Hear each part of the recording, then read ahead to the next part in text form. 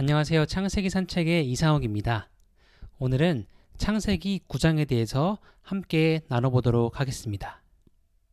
창세기 9장은 크게 세 문단으로 나눌 수 있습니다. 1절에서 7절, 8절에서 17절, 그리고 18절에서 29절 말씀입니다.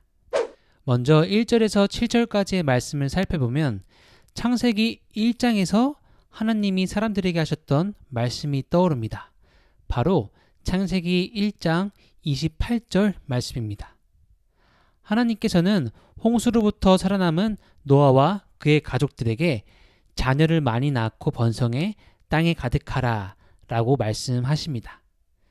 분명 창세기 1장에서의 하나님의 말씀이 떠오르지만 계속 읽어 내려가면 분명히 그때와는 다른 상황임을 알 수 있습니다. 창세기 1장 2장에 보면 사람들은 동물들에게 이름을 붙여주었고 또 그들을 다스렸으며 그 동산에서 하나님께서 주시는 풍족한 열매와 물을 통해 생명을 이어갔습니다. 하지만 9장에서는 온 땅의 생물들이 사람들을 두려워하고 무서워하게 됐고 또한 온 땅의 생물들이 사람들에게 생명을 주는 양식이 되었습니다. 즉, 그 생물들을 희생해서 생명을 이어나가야 했던 것입니다. 이사야서 11장 6절에서 9절 말씀을 읽어보면 지금 이 상황이 창조 때와는 많이 다른 모습임을 알 수 있습니다. 이사야서 11장은 회복의 때에 대해서 이야기하고 있습니다. 즉, 창조 때의 그 아름다웠던 모습이 아마 이러한 모습이 아니지 않았을까 하는 생각을 하게 됩니다. 그럼에도 이 말씀을 통해 우리가 봐야 하는 것은 죄가 세상에 들어오기 전 그리고 그 후에도 우리에게 생명을 공급해 주시는 분은 바로 하나님이라는 것입니다. 동물들이 저절로 사람을 두려워하고 무서워하게 된 것이 아닙니다. 2절에서 분명히 말하듯 이 모든 것은 하나님께서 우리에게 주셨다라고 말하고 있습니다. 즉, 우리가 이 땅에서 하루하루를 살아가면서 양식을 먹을 때 우리는 이 모든 것이 하나님께서 허락하셨기 때문에 주셨기 때문에 우리가 누리고 살아갈 수 있는 것임을 늘 감사하며 기억해야 합니다. 두 번째 문단인 8절에서 17절 말씀은 하나님께서 홍수 이후에 사람과 모든 생물들과 맺었던 언약에 대해서 말하고 있습니다. 그 언약은 하나님께서 다시는 홍수로 인해 온 생명을 심판하지 않으시겠다는 내용이었고 그 증표로 무지개를 만드셨습니다. 이 문단에서 함께 나누고 싶은 부분은 바로 함께라는 단어입니다. 8절에서 12절까지 누가 누구와 함께 있었는지에 대해서 반복적으로 말하고 있습니다. 지난 강의에서도 말했듯이 노아의 가족들은 노아와 함께 있는 자들로 계속 표현되어 왔습니다. 여기서도 노아와 함께 있던 아들들, 그리고 10절, 12절에 나오는 모든 생물들 또한 노아의 식구들과 함께 있던 생물들로 표현되는 것을 볼 수 있습니다.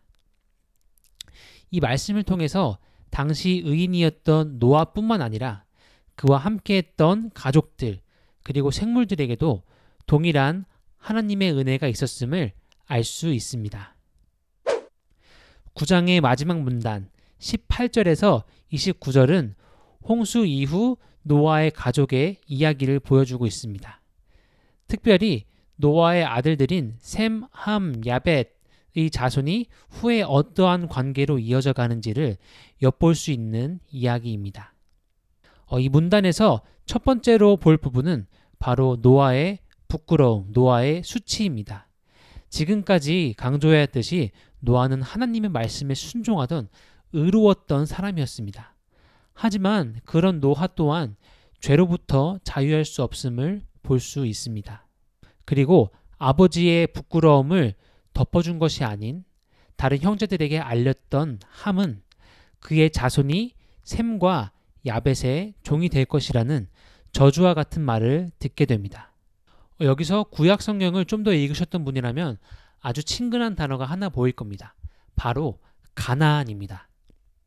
가나안은 함, 함의 자손인데 여기서 말하는 이 가나안이 바로 셈의 자손인 이스라엘 백성들이 차지할 그 땅에 살고 있었던 민족들이었습니다.